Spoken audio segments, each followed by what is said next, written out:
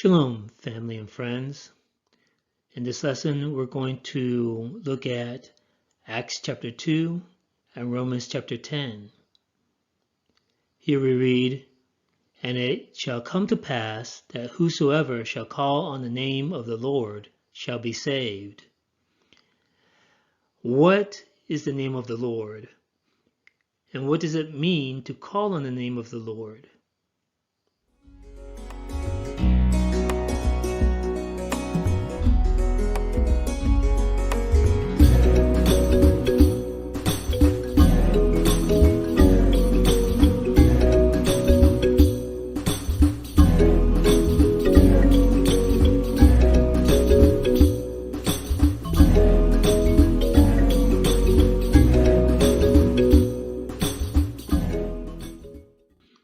In Acts chapter 2, we find Kepha or Peter speaking, "But this is that which was spoken by the prophet Joel or Joel.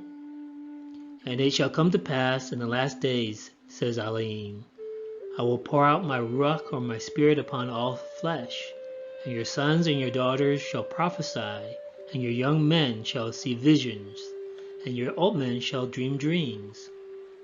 And on my servants and on my handmaidens I will pour out in those days my spirit, and they shall prophesy. And I will show wonders in heaven above, and signs in the earth beneath, blood and fire and vapor of smoke. The sun shall be turned into darkness, and the moon into blood, before that great and notable day of Yahuwah come. And it shall come to pass that whosoever shall call on the name of Yahuwah shall be saved. You men of Yeshura'al, hear these words. Yahusha of Nazareth, a man approved of Elohim among you by miracles and wonders and signs, which Elohim did by him in the midst of you, as you yourselves also know." So we find out that Kepha or Peter was quoting directly from the scroll of Joel. And we find that he was speaking to the men of Israel. This happened on the day of Pentecost, the Shavuot, the Feast of Weeks, in the temple courtyard in Jerusalem. And we understand from Acts chapter 2 that there were foreigners there. There are proselytes, which are foreigners that are converted to the ways of the Yahudim, and there are also strangers there. However, Kepha was speaking directly to the Israelites. So we understand that Kepha or Peter was quoting the prophet Joel or Joel. Joel chapter 2. "And you shall know that I am in the midst of Yeshura'al, and that I am Yahuwah your Elohim and none else, and my people shall never be ashamed." So just like Kepha was speaking to the Israelites that were gathered at the temple for Shavuot or the Feast of Weeks, we see that the prophet Joel is speaking this prophecy directly to the Israelites. "And it shall come to pass afterward that I will pour out my spirit upon all flesh, and your sons and your daughters shall prophesy, and your old men shall dream dreams, your young men shall see visions. And also upon the servants and upon the handmaids in those days will I pour out my spirit." So this is a prophecy that Yahuwah is giving to the Israelites, that he will pour out his spirit upon the Israelites. "And I will show wonders in the heavens and in the earth, blood and fire and pillars of smoke.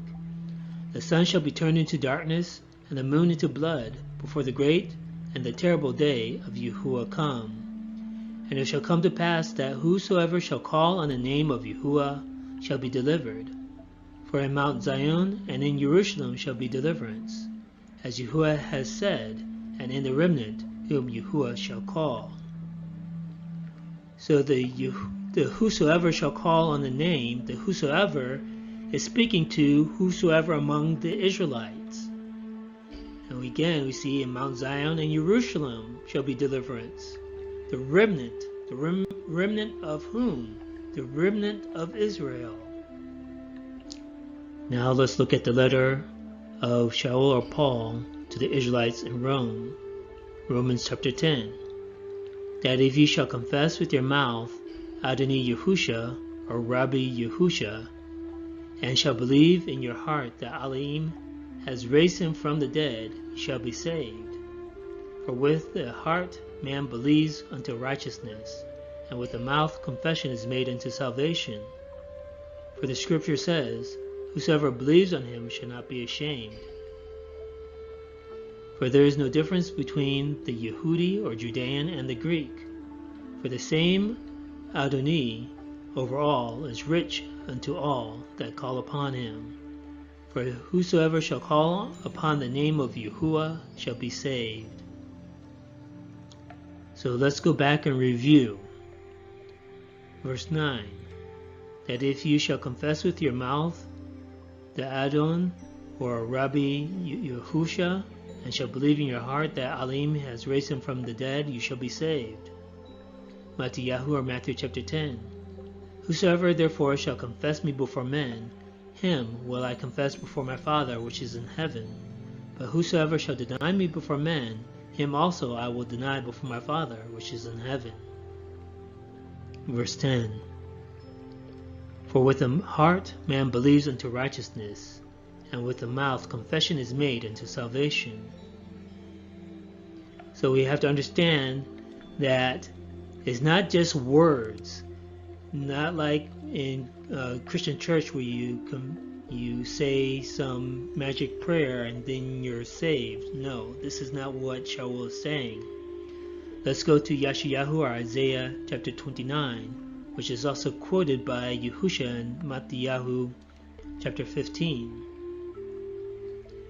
Wherefore Adonai said, for as much as this people draw near me with their mouth, and with their lips do honor me, but have removed their heart far from me, and their fear toward me is taught by the precept of men. So this is why Shaul or Paul is saying, for with the heart man believes unto righteousness. What is righteousness? Righteousness is doing the commandments of Yahuwah. And with the mouth confession is made unto salvation.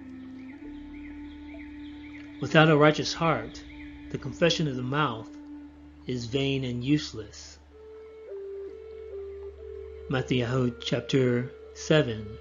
Now everyone that says unto me, Adonai, Adonai, shall enter into the kingdom of heaven, but he that does the will of my Father which is in heaven.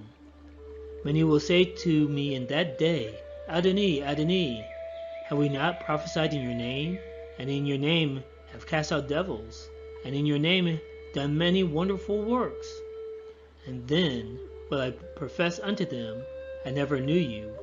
Depart from me, you that work iniquity. The word iniquity is translated from the Greek anomia, which means lawlessness or Torah breaking. So again, these people that are coming to Yahusha saying Adonai, Adonai, they're confessing with their mouths, but in their heart is Torah breaking. In their heart is lawlessness. So a person must get their heart right, and then through a righteous heart, a heart that is obedient to the Torah of Yahuwah, we make confession with our mouth. Verse 11, for the scripture says, whosoever believes on him should not be ashamed.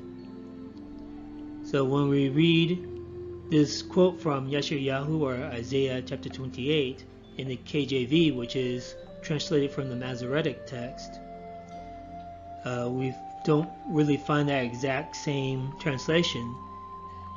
There we find, he that believes shall not make haste.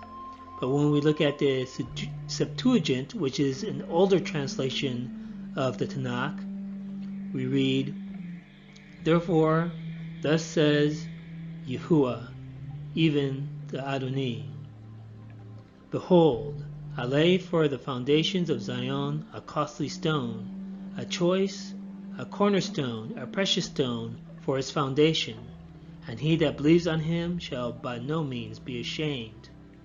Of course, we understand that this cornerstone is Yahusha. Yahusha is the example.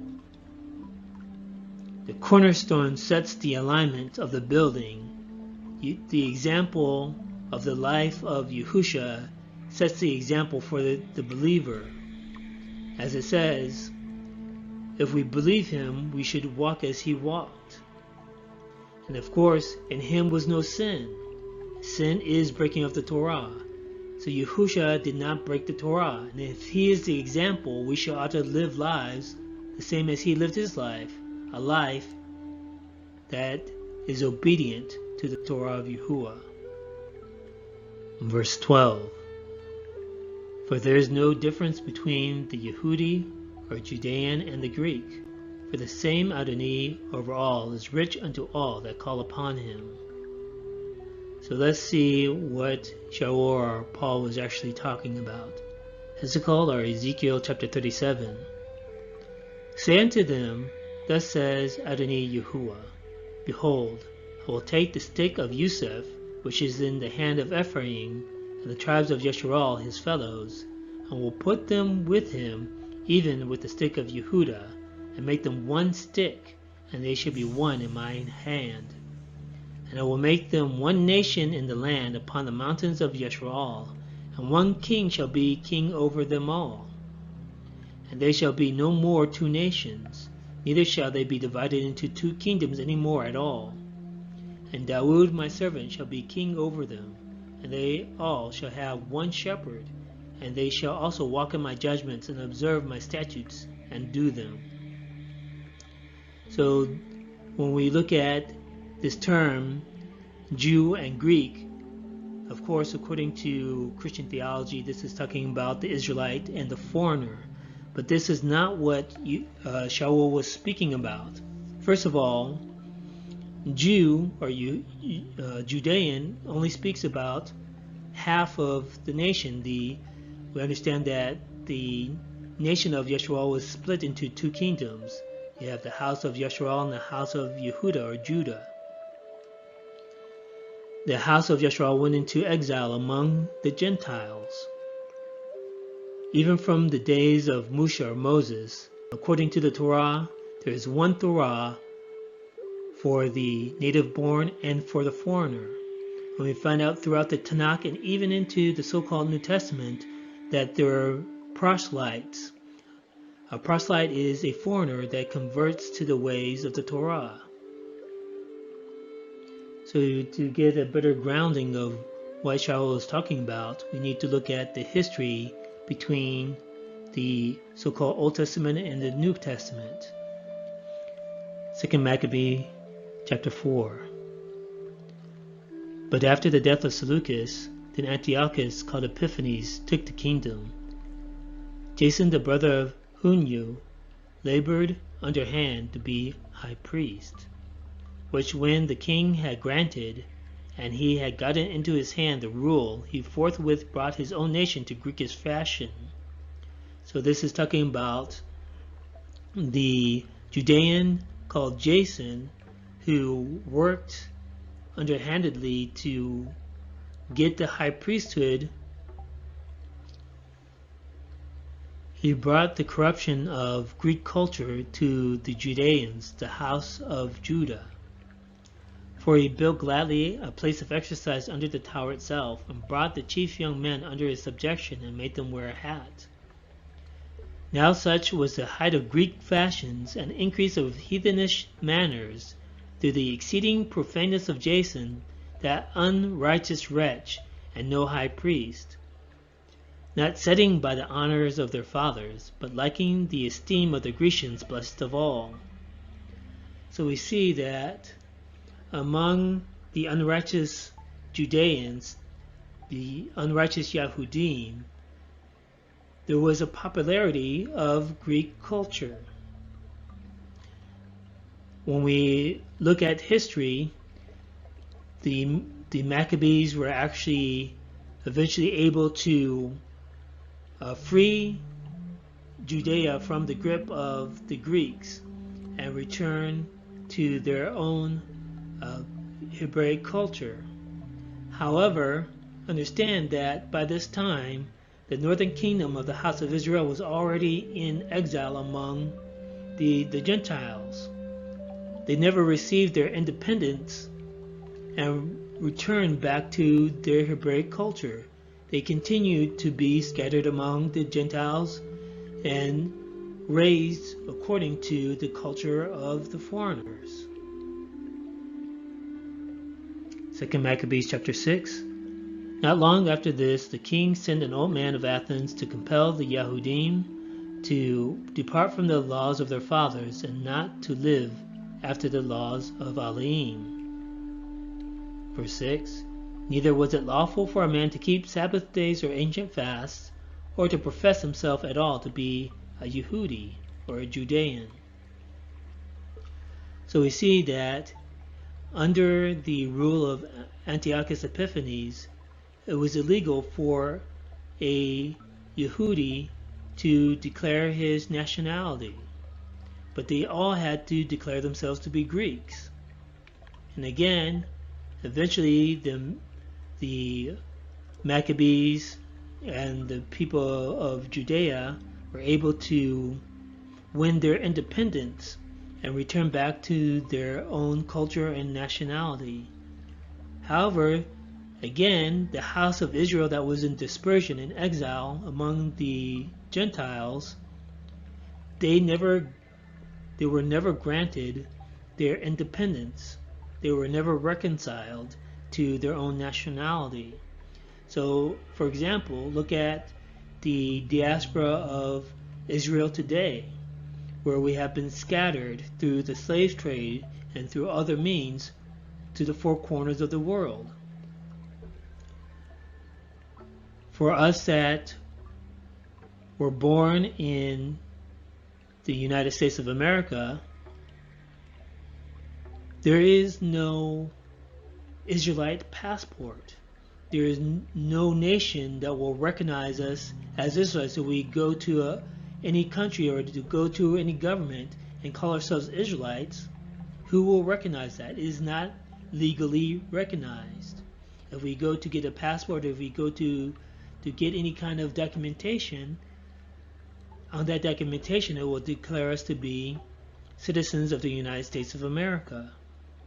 So this is the same thing for the house of Israel that were scattered among the foreigners.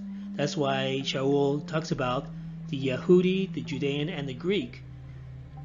The Israelites of the northern kingdom were called Greeks because that was their legal designation.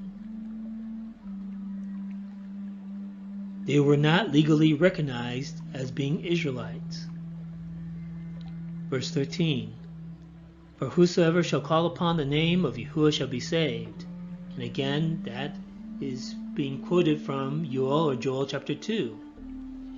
And we see that the prophet Joel was speaking this prophecy directly to the people of Israel. This was a prophecy concerning the Israelites. That whosoever among the Israelites that call upon the name of Yahuwah shall be delivered. So we need to understand the Bible according to the context of the Bible. The emissaries, the apostles, the disciples of Yahushua Mashiach were taught everything according to the Tanakh, according to the Torah and the prophets. And of course, Shaul or Paul was never given any authority to change anything that was in the Torah or the prophets. So when we read, we need to read with understanding and study to show ourselves approved.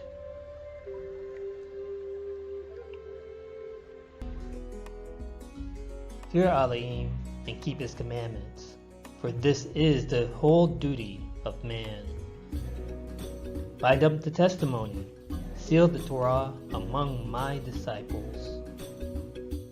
Shalom, family. Thanks for watching. Don't forget to click the subscribe button. like, comment, and share.